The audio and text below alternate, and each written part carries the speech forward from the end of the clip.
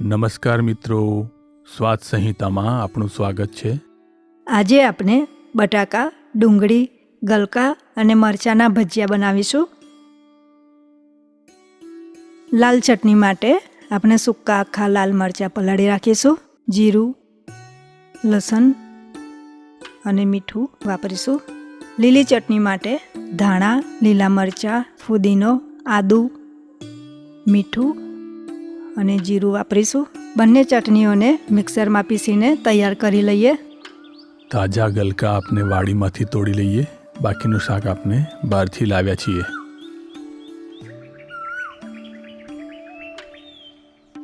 ગલકાને ધોઈ લઈશું.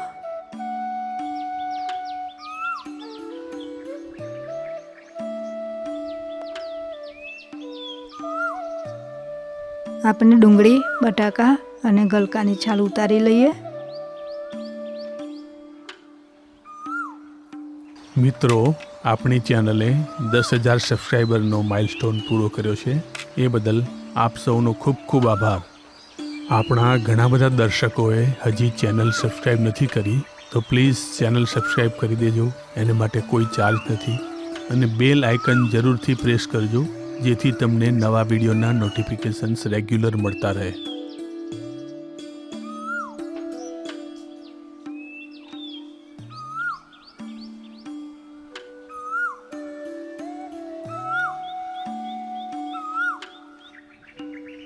બટાકા અને ડુંગળીને આપણે ધોઈ લઈશું.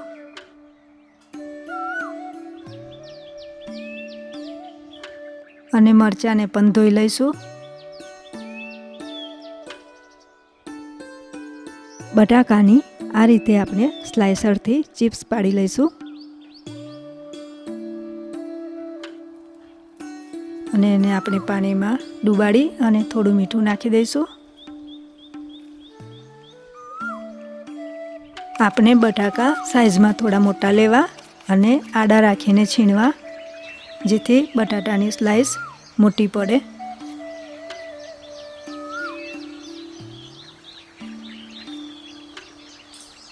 આપણે ગલકાને પણ થોડા ક્રોસ રાખીને કટિંગ કરી લઈશું. મિત્રો, ચોમાસું બેસવાને થોડાક દિવસો બાકી છે. આપણે ગુજરાતી લોકો ભજીયા અને ગોટા બનાવીએ નહીં ને, ત્યાં સુધી ચોમાસું બેસે નહીં.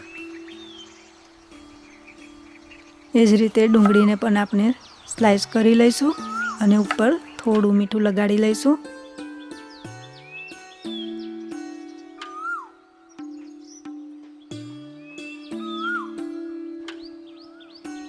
મરચાંને ચીરીને આપણે એમાંથી બી કાઢી લઈશું અને અંદર થોડું મીઠું ભરી દઈશું.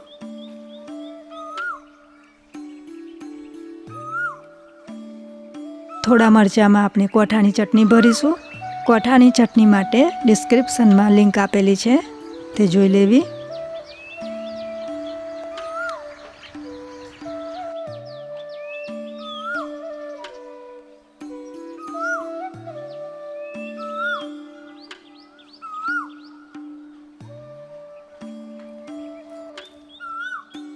આપણે બેટર બનાવી લઈએ. 3 કપ ચણાનો લોટ,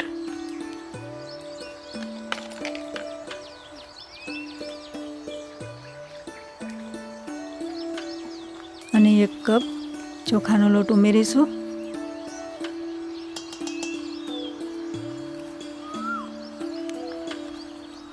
બે ચમચી મીઠું અને 1 ચમચી હળદર નાખી આપણે લોટને મિક્સ કરી લઈએ.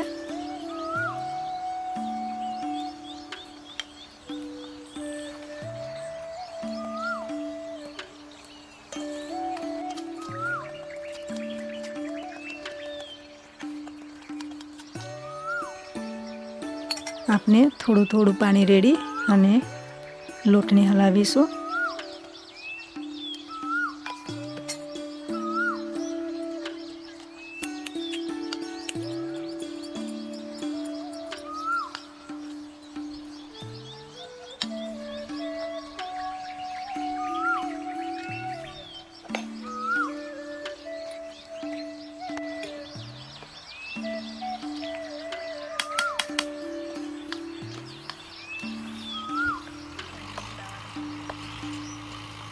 ખેડૂતો ખેતર તૈયાર કરી રહ્યા છે. ખેતરની સારી ફળદ્રુપતા માટે ખેડ જરૂરી છે. એ જ રીતે આપણા મનની ફળદ્રુપતા માટે સારું વાંચન જરૂરી છે. આપણે તેલ ગરમ કરવા મૂકી દઈશું. બેટરમાં 1 ચમચી સોડા અને 1 લીંબુનો રસ ઉમેરીશું.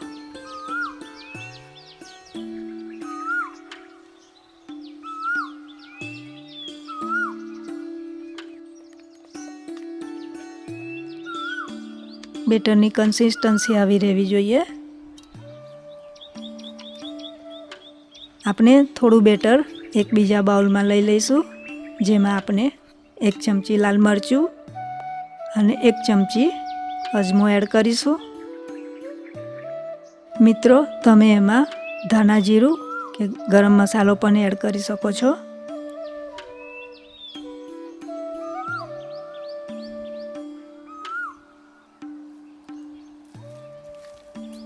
આપણે અલગ રીતે આ બટાકાના ભજીયા બનાવવાના છીએ. 2 સ્લાઇસ વચ્ચે લાલ ચટણી લગાવીશું. ખંભાતના પ્રખ્યાત બટાકાના ડાબડા ભજીયાની જેમ આપણે બટાકાના ભજીયા બનાવીશું, પરંતુ આપણે ડાબડાનો સ્પેશિયલ મસાલો નહીં બનાવતા. આપણે લાલ ચટણીનો ઉપયોગ કરીશું.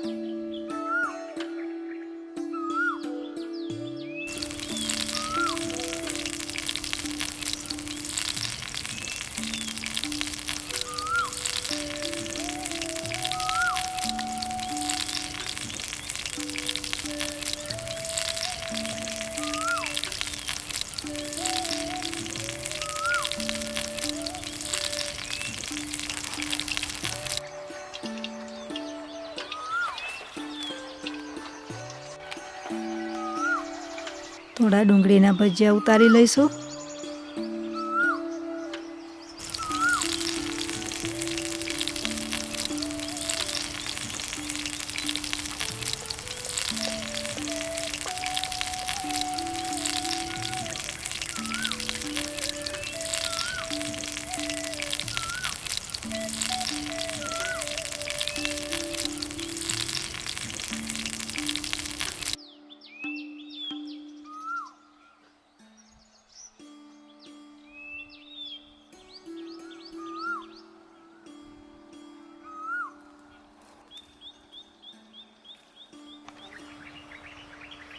એ જ રીતે થોડા ગલકાના ભજીયા ઉતારી લઈશું.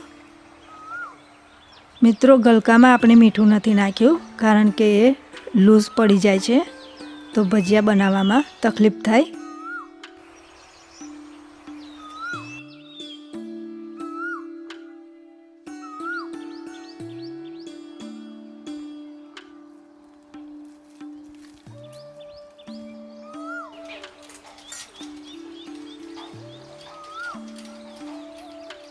નવા જનરેશનને બળદગાડું કોને કહેવાય એ હવે આપણે પિક્ચરમાં જ બતાવવું પડશે.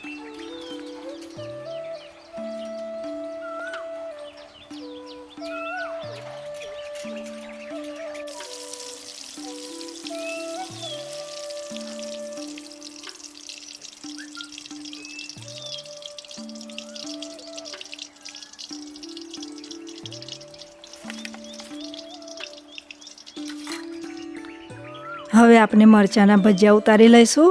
એને આપણે પ્લેન બેટરમાં બનાવવાના છીએ.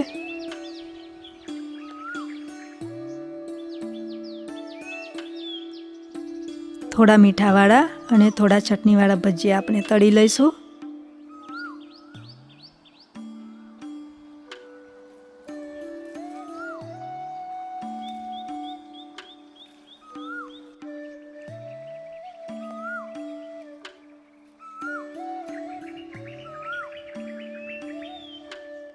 સરસ, આપણા બધા ભજીયા તળાઈને તૈયાર થઈ ગયા છે.